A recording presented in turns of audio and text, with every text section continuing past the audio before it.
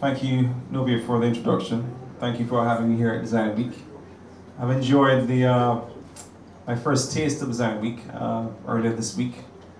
It reminds me of how things operate in London. I've been living in London for the last 12 years, working there as a designer and design educator. So it's quite interesting to be a part of this whole process. I'm very passionate about design, and it's great to see big things like this happening here on the ground.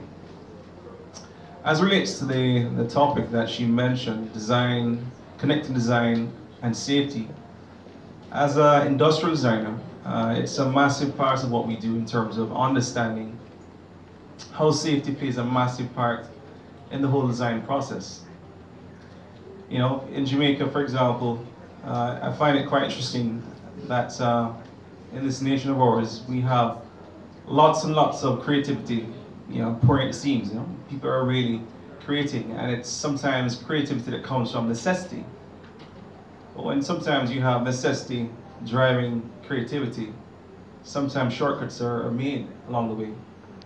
When I mean shortcuts, I'm talking about factoring safety.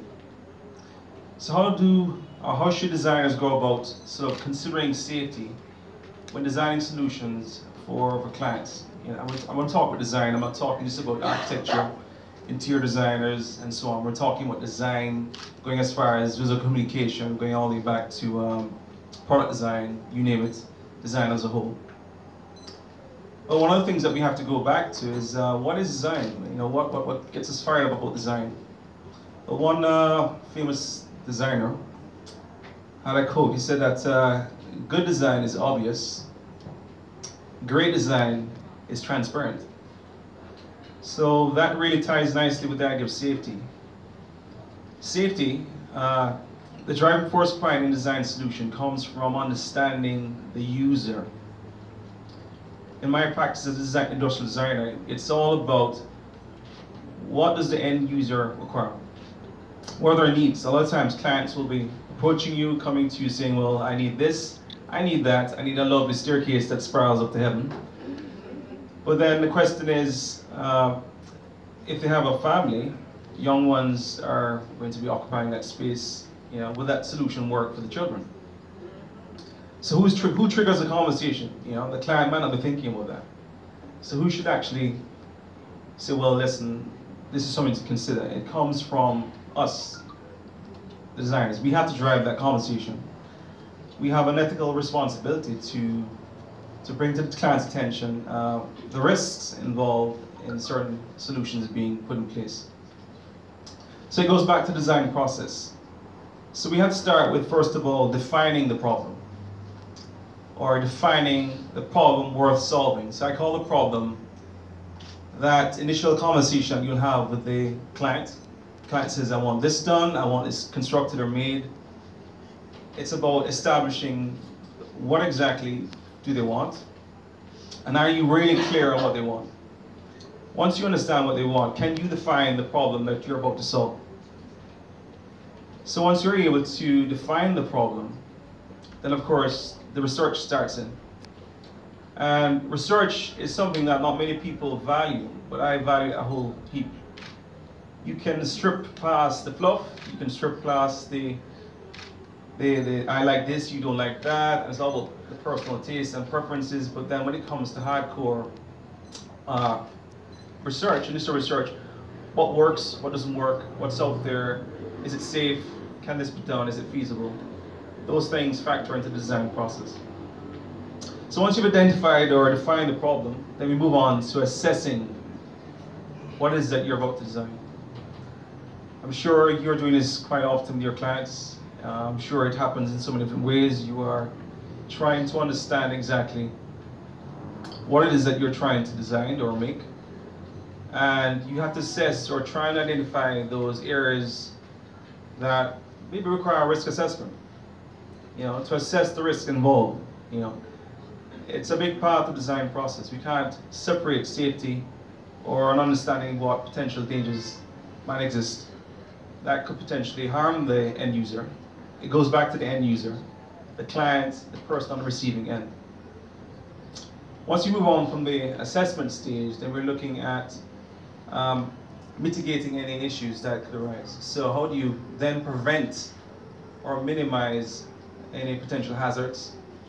If we're talking about a pool that's going to be designed at the front of the house, again, does the client have young kids?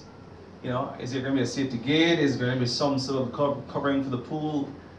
It's an example that's worth putting out there, but it's again, safety being factored into your design solution. And so once you have really got a handle on that element of the whole process, then it moves on to really being sure to communicate what will work and what will not work based on safety to the client. It's really a tough thing to do. A lot of times you want to bring in that business, but then are you going to compromise your reputation? Are you going to sacrifice your reputation? Are you going to potentially put someone in harm's way because that shortcut is going to be taken? So again, we have to have that conversation. And if it's not architecture or it's a physical product that's being used, a lot of times we read the papers and we're hearing recalls of cars that are coming back because there's a safety issue that occurred, with the car or that's a particular device. So again, that responsibility lies with you, the maker, the provider of that service. And again, we have to really factor that in. But then when we look at safety, safety is not only about health and safety. There are other areas that we can talk about. And one of the areas I'm quite passionate about is inclusive design. And what I mean by that, inclusive design has to do with designing solutions that work for everyone. So a lot of times in this research environment, we're creating things for the able-bodied. But what about those who are disabled? How do we factor them into the equation? What might be safe for an able-bodied person might not necessarily be safe for a person who's partially sighted, a person who needs wheelchair access, and the list goes on. How do you factor in that safety feature so that they are also able to access the product or solution that you're creating? Another interesting area also is what we call design against crime. So there's safety as relates to crime prevention. And design plays a massive part in finding solutions to that problem. It's something that we overlook. We say we go to the police sorts it out, but really there's some practical solutions that can be thought of, developed, and put in place to minimize crime. So again, there are great things happening in London, for example, with a project called Design Against Crime. It's run by Central St. Martin's, it's now called University of Arts in London.